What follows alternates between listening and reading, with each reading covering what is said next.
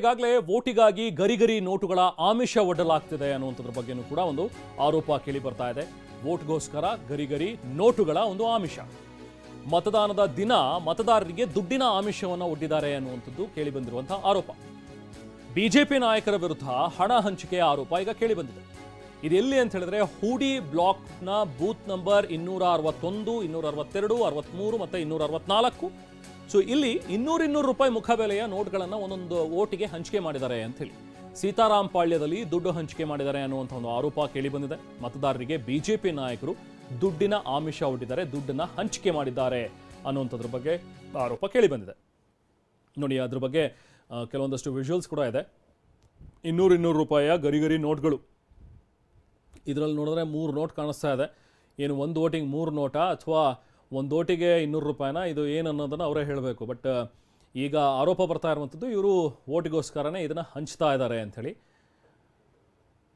ನೋಡಿ, ಇದು ಕಾಣಿಸ್ತಾ ಇರುವಂಥ ದೃಶ್ಯಗಳು ಹೂಡಿ ಬ್ಲಾಕ್ನಲ್ಲಿ ಆಗಿರುವಂಥದ್ದು. Booth number 261, 262, 263, 264. ಈ 4 ಬೂತ್ನ ವ್ಯಾಪ್ತಿಯಲ್ಲಿ ಈ ಥರ ಹಣವನ್ನು ಬಿಜೆಪಿಯವರು ಹಂಚ್ತಾ ಇದ್ದಾರೆ. ಸೀತಾರಾಮ್ ಪಾಳ್ಯದಲ್ಲಿ ಬಿಜೆಪಿ ದುಡ್ಡು ಹಂಚಿದೆ ಅನ್ನುವಂಥದ್ರ ಬಗ್ಗೆ ಆರೋಪ ಕೇಳಿಬಂದಿದೆ. ಮತ್ತೊಂದು ಕಡೆ ಇತ್ತ ಚಾಮರಾಜಪೇಟೆಯಲ್ಲೂ ಕೂಡ ಇಂಥದ್ದೊಂದು ಆರೋಪ ಇತ್ತು. ಕಾಂಗ್ರೆಸ್ನ ನಾಯಕರು ಇಲ್ಲಿ 500 ರೂಪಾಯಿ ಹಂಚಿದ್ದಾರೆ ಅನ್ನುವಂಥದ್ರ ಬಗ್ಗೆಯೂ ಕೂಡ ಆರೋಪ ಇದೆ. ಹೀಗೆ ಆರೋಪ ಪ್ರತ್ಯಾರೋಪಗಳು ಈಗ ಕಂಡು ಬರ್ತಾ ಇದೆ.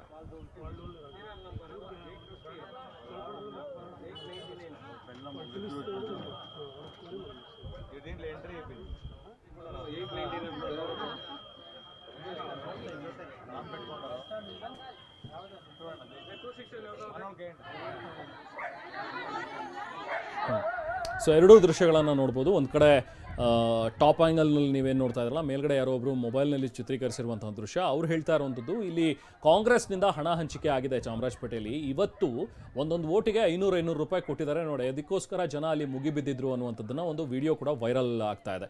ಇನ್ನೊಂದು ಕಡೆ ಸೀತಾರಾಮ್ ಪಾಳ್ಯದಲ್ಲಿ ಬಿಜೆಪಿ ದುಡ್ಡು ಹಂಚಿಕೆಯನ್ನು ಮಾಡ್ತಾ ಇದೆ. 200 ರೂಪಾಯಿ ಗರಿಗರಿ ನೋಟನ್ನು ಹಂಚಿದ್ದಾರೆ ಒಂದೊಂದು ಓಟಿಗೆ ಅನ್ನುವಂಥದ್ದು ಈಗ ಬಿಜೆಪಿಯ ನಾಯಕರ ಮೇಲೆ ಕೇಳಿ ಬರ್ತಾ ಇರುವಂಥ ಆರೋಪ. ಬಟ್ ಎರಡೂ ಕೂಡ ಮೊಬೈಲ್ನಲ್ಲಿ ಚಿತ್ರೀಕರಿಸಿರುವಂಥ ಒಂದು ದೃಶ್ಯಗಳು. ಸೊ ಇದರಲ್ಲಿ ಎಷ್ಟು ಅಸಲಿಯತೆ ಇದೆ, ಎಷ್ಟು ಸತ್ಯಾಸತ್ಯತೆ ಇದೆ ಅನ್ನುವಂಥದ್ದನ್ನು ಈಗ ಚುನಾವಣಾ ಆಯೋಗ ಇದರಲ್ಲಿ ತನಿಖೆ ನಡೆಸಿ ಕ್ರಮವನ್ನು ಕೈಗೊಳ್ಳಬೇಕಾಗತ್ತೆ.